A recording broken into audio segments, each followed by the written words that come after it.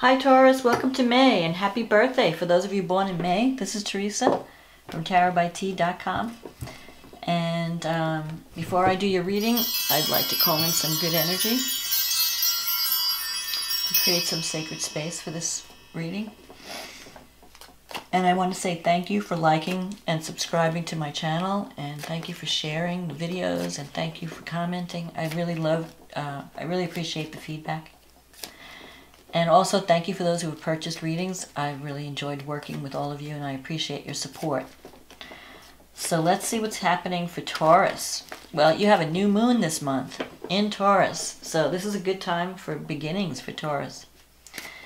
And then we'll have a full moon in Sag, and I'll get to that later in the reading. But let's see what the cards say about Taurus for the month of May. What does Taurus need to know for the month of May about love and relationships and anything else significant? I always like to put that in because sometimes, you know, a month may not be focused on love that month. It may just, there might be some other thing coming up that's more important. So I don't want to rule out, I don't want to, deny any messages. The tarot will tell you what you need to know. Tarot cards tell you, they never lie.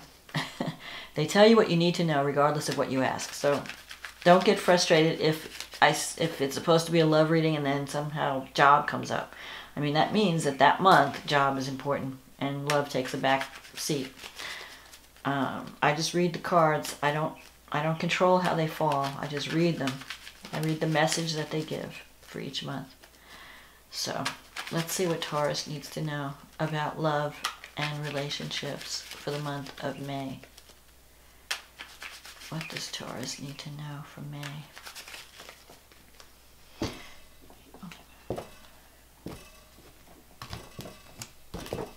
Okay, let's see what we have.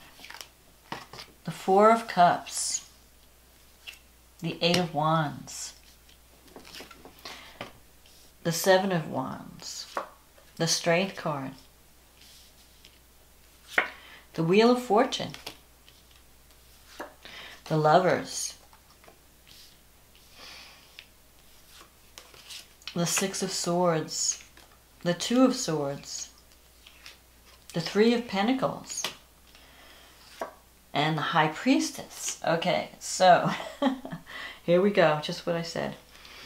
Alright, this is more of a, it could be love, but it could also be career. Okay, so the Four of Cups. Right now you might be feeling bored and underappreciated or not valued in your current environment, whether it's job or relationship. You may feel, if you're in a relationship, you may feel like the person doesn't really value your friendship or value your love. If you're in a job situation, it's the same thing. You feel like you're not being valued. You're not being appreciated for everything you contribute. And so you're starting to think, maybe I should look for other opportunities. Maybe I should look for a new relationship. Maybe I should look for a new job. Maybe this environment that I'm in is not supportive enough for me. Maybe I need to see what's out there. And something is going to be offered to you because you have this cup coming out of the clouds. Basically the Four of Cups is a card of boredom. You're just in a rut. You're stuck. You're feeling, you're not motivated. You're not really happy with the work you're doing, or you're bored with the work you're doing. You're looking for excitement. You're looking for something else. So either in a relationship or a work situation, you're just not feeling it. You're not feeling the love. But so now something is going to be opening up, though, because you have this Eight of Wands. The Eight of Wands and also this cup coming out of the cloud. The Eight of Wands means doors are going to be starting to open up for you. Opportunities are starting to come. And that could be relationship. The Eight of Wands could be the arrows of love, where you meet someone unexpectedly and all of a sudden you start having feelings for this person. Or things start to move where they weren't before. Maybe you were in a relationship and it was kind of not going anywhere, and then all of a sudden things start happening. In a career situation, the Eight of Wands can mean opportunities, unexpected opportunities, because you have the Wheel of Fortune coming up. Now, if you've been feeling, you have the Seven of Wands here. The Seven of Wands has to do with standing up for yourself against opposition. So you see all these wands here, and These are the obstacles that you're up against. And you've been doing pretty well. You've been setting boundaries. You're learning how to set boundaries. You're learning how to deal with opposition. And you have the upper hand. So even if there's competition in your job or even in a relationship, you're the one in the position of power. You're the one who is you can overcome whatever obstacles. So and you're learning also with the Strength card here. This is all in the past.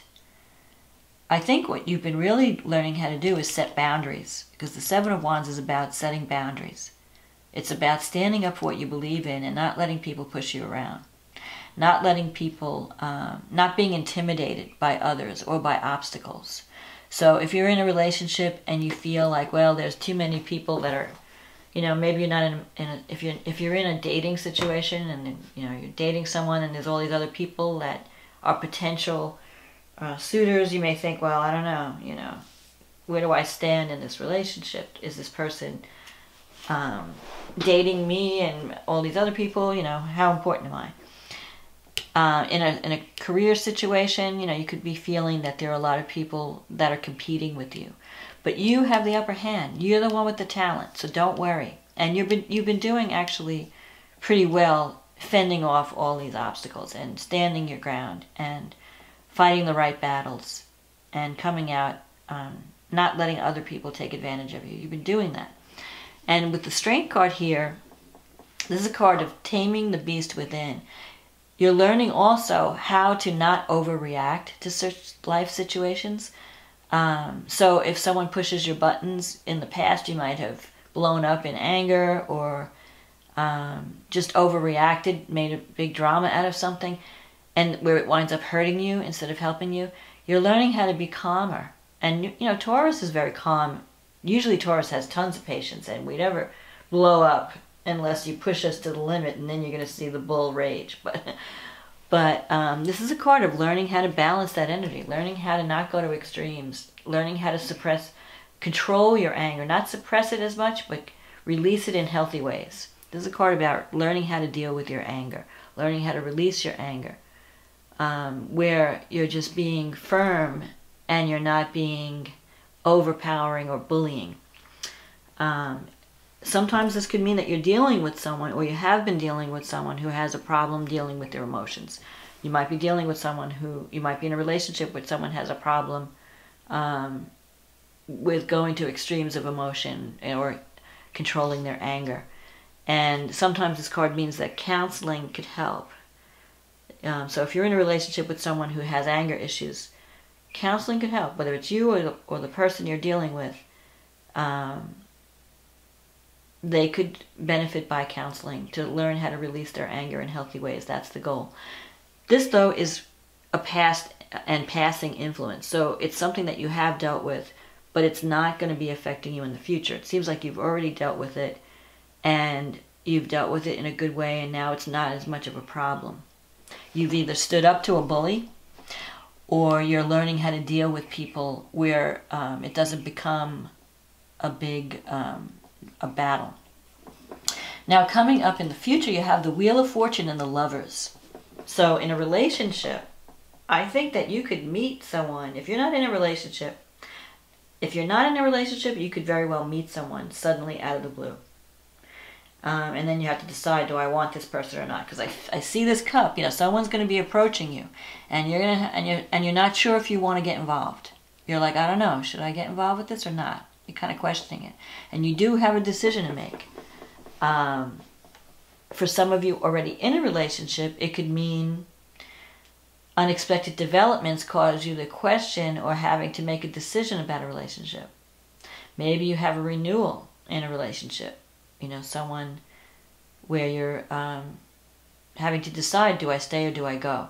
You know, it doesn't always have to be like another person, like a cheating type of thing. It could just mean that you're trying to decide, do I stay in this relationship? Is it enough for me? Or is it time for me to walk away and find someone else? So you might be thinking about that. You might be trying to make that decision. Because it could also be, you know, a career opportunity comes up, and it's going to affect your relationship, and you have to decide, okay, how is this going to affect my relationship? Do I take this job and move away from the person I've been dating? Or do I stay? Or do I take the person with me? You know, so you have some decisions to make in May. Especially since you have the Two of Swords here. This is another decision-making card. So there are going to be opportunities coming. Opportunities to move away from boredom. To move away from difficulty. You have the Six of Swords here. This is a card of moving away from a difficult situation. Learning how to navigate a difficult situation. And moving toward greater harmony. Sixes always bring harmony. But but you have to be able to communicate your needs. You have to have conversations with people. It's not going to just go away by itself. And Taurus we usually are people of, few words. They don't like to bring up unpleasant issues, So you're going to have to get out of your comfort zone a little bit to talk about things that may be difficult for you. But that's going to lead to an improvement. If you can communicate your needs, it will improve the situation. If you can overcome your fear of communication. Because the Six of Swords is in your negative thinking sector, your blockage, your psychological block sector. So you might be afraid of having that conversation. Like, oh, if I open up this can of worms, what's going to come out, In your environment, you have the Two of Swords. So it could be that a person you're involved in is kind of on the fence about the relationship. Maybe they're not sure about it either. They're not sure where you're coming from. So they're trying to make a decision. If you've had a falling out with someone, it could be that you're both waiting for the other person to make the first move. You're saying, well, they need to contact me, or I need to, I'm waiting for them. Somebody has to break the ice with the Two of Swords. If you're dealing with someone who's been ambivalent in a relationship, it could be that they're not sure what they want. Or it could be that they see you as someone who is undecided. Maybe they're thinking, I don't know if he or she wants me. I'm not sure where I stand. So rather than have the imagination play out, which always fills in the blanks with made up facts, it's better to have a conversation. It's better to talk to someone and really let your guard down. This is a card of letting your guard down and laying your cards on the table, telling it like it is. Saying, I really care about you, but these are the problems. Or I really want a relationship, but this is what I need. I don't know if you can give me that. What are your thoughts? Where two people come together and discuss what's possible. Discuss their needs, and then you can maybe make things better. And this could work also in a career situation, because I'm seeing career success too. Look at this Three of Pentacles. You've been working really hard on your career, and you're due to get some recognition. The Three of Pentacles can mean promotion. So it's possible that you're offered some type of position that gives you recognition, either in your current job or in a new opportunity that comes out of the blue. Because the Three of Pentacles is definitely career recognition. You're seen as the master craftsman in what you're doing. You're seen as the as good at what you're doing, and that could lead to promotion and recognition. And since this is a time card, it could even be within 3 months from now, May, June. So that would be June, July, August. By the end of the summer, you might be finishing up some type of project that's going to bring you a lot of recognition and success, where people are going to start to see you as someone who is talented in what they do. So if you're worried that you're not getting the recognition, that you're not being valued, it is coming. Certain opportunities are going to come out that will reassure you that you are valued. So think about that. You might even get a new job offer, because I'm seeing like this with the Wheel of Fortune. Expect the unexpected, especially since Uranus is moving into your sign. Uranus is moving into Taurus. So that's going to shake up your routine a little bit. It may move you out of your comfort zone, but it's going to make you freer. Or you're going to feel a little bit of a restlessness, like I'm tired of the same old, and that's, for Taurus, that's like a big thing, because Taurus usually is comfortable with routine. But at this time with Uranus, Uranus is forcing you to grow. Like, you can't be satisfied with the status quo. You have to grow. You have to embrace the new. So Uranus may bring unexpected opportunity as it moves through Taurus. That will change the way you see yourself, and also change the things that you're that you're willing to accept. And you have the High Priestess as the outcome. That usually represents things are changing behind the scenes. But it's usually a positive, there'll be a positive outcome. You may not know everything right now, but it will come out later. And the High Priestess is also a card of trusting your intuition. It means that things are working, that things are happening behind the scenes. So if you're in a relationship, it could be that you don't know what this person feels about you, but it's positive. Or if you're in a company and you're not sure if you're being valued, they may be working to get you more money or get you a promotion. And people behind the scenes might be working in your favor. So you're not really sure. You have to trust your intuition. Trust that little voice. Wherever the little voice is pointing, telling you to go, you need to follow that intuition. But it usually means, the High Priestess usually means a favorable outcome, even if you can't see it right now. So now let's look at the astrology. So you have the new moon in Taurus on the 15th, and this moon, it's at 24 degrees Taurus. So for those of you born later in the month, it's going to really affect your sign. For those of you born toward the end of Taurus, like the third decan of Taurus.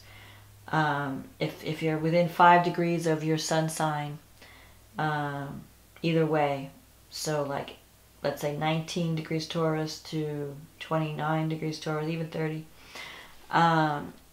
this new moon can represent a new beginning for you. And it's supported by Mars and Pluto, which are now in Capricorn, which are also favorable. Capricorn is a sister sign to you. So this is favorable to Taurus. And Mars and Pluto are in the 9th house. So you could be thinking of some type of educational program, learning some new skills that's really going to change the way you're seen in the world. It could be a new beginning where you start to learn some valuable skills that are going to bring you to a position of power. You have Jupiter going through the 7th house. So this is great for partnerships, and both business and personal. And it's trine Neptune in your 11th. So you could actually have, you could be forming partnerships that seem like a dream come true, that really speak to your values. And speak to, like, if you have a long-held dream, like you've always had this goal, you've always wanted to achieve something, you can achieve it, but through partnership. Jupiter brings luck through partnerships. Now Mars, let's see, Mars is squaring Uranus. Uranus is moving from Aries into Taurus in the month of May. So you're ending a cycle, and it could be because, with Aries is your 12th house. So maybe you're breaking free from psychological blocks. Whatever's been holding you back, you're ready to break free from that. And you're not going to be held back by your fears or held back by any kind of emotional baggage or psychological baggage. You're breaking free and you're ready to express who you are in all your uniqueness and bring your gifts to the table. With Mars, though, squaring Uranus, it's in Capricorn, but it's going to be moving into Aquarius. You want to make sure that you don't overreact, and especially since Mars is going through your 9th house of travel, you might be rushing around. You want to be careful. Don't speed. Don't drive. Give yourself plenty of time to get places. You don't want to rush and then be careless and then wind up having an accident or something. I'm not saying that all Tauruses are going to have an accident. I'm just saying that because you're so hasty, you may, wind up tripping over something, or, you're running down the hall and you step on something that you didn't see, or you're driving in your car, you blow a stop sign, and then, you just don't want to do that. Be careful, slow down, and you should be okay. Something to worry about, but just don't rush, because you might be just so excited by the new beginnings, or you might be rushing around trying to do things that you're not aware of what you're doing. The full moon comes at the end of the month, and it's in Sagittarius at 8 degrees. So the sun is in Gemini, which will be in your 8th house, and the moon is in the Sagittarius. Wait, the moon's in the 8th house, I'm sorry. And the sun is in Gemini in your 2nd house. So it's activating the financial houses. So something will be coming to completion. at the end of the month in terms of finances, but not only just finances, self-worth. You may have some new opportunities to shine in the month of May that are going to increase your value, how you value yourself, and how others see you. I feel like there's some career success coming. And even in relationships, you may feel more valued in May, and by the end of the month,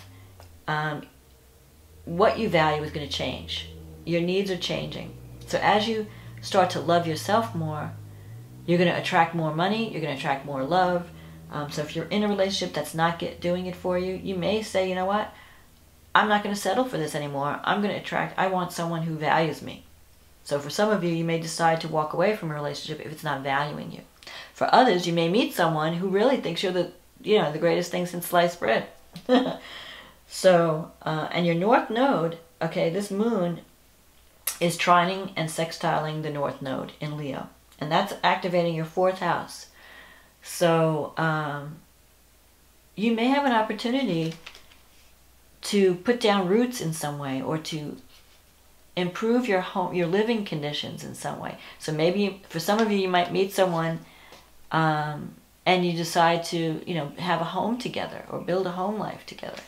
Or you might money might come in and you might have money to fix up your home so that it better represents, it represents who you are. So you can use your creative self-expression to make your home truly a sanctuary. You have Mars going through the 10th house, and that's going to be, you're going to be very ambitious. You really care about how you're seen in the world. Mars brings energy to your career, so you're going to be working hard on your career.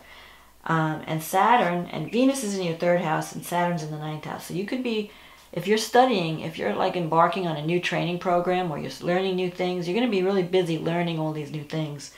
And it may affect your relationships a little bit. Like you may not have time for love, or you may not have time for friends and family. So you want to make, you want to have work-life balance. Don't let, I know you're ambitious and everything is, seems to be moving in a positive direction, but you want to also leave room for love and leave time for the people that are important to you. Because sometimes when Venus opposes Saturn at the end of the month, you may find that you feel cut off from people because you're so busy, you don't have time to connect with people. And you may feel a little bit lonely toward the end of the month because you've been so busy working that you haven't had time to socialize. Especially the 3rd, or even talk to people, because the 3rd house has to do with communications and relatives. And you might be like, oh, so you want to make sure to keep those contacts alive. But other than that, I think there are some exciting, unexpected developments is what I would say. Unexpected developments for Taurus. And decisions to be made. You're going to be making some choices in May. Whether to stay in a situation or to leave. Or there could be some new energy coming in that's going to make you feel valued and loved. Both in career and in personal relationships. So don't be afraid to speak. Don't be afraid to drop your guard with a loved person and let them know what you need. Whether that's a relationship that you're involved in, or also in career. Like maybe at work they don't know what you need. You haven't been saying anything. They think everything's great and you're like miserable. So in a work situation too, you may need to communicate.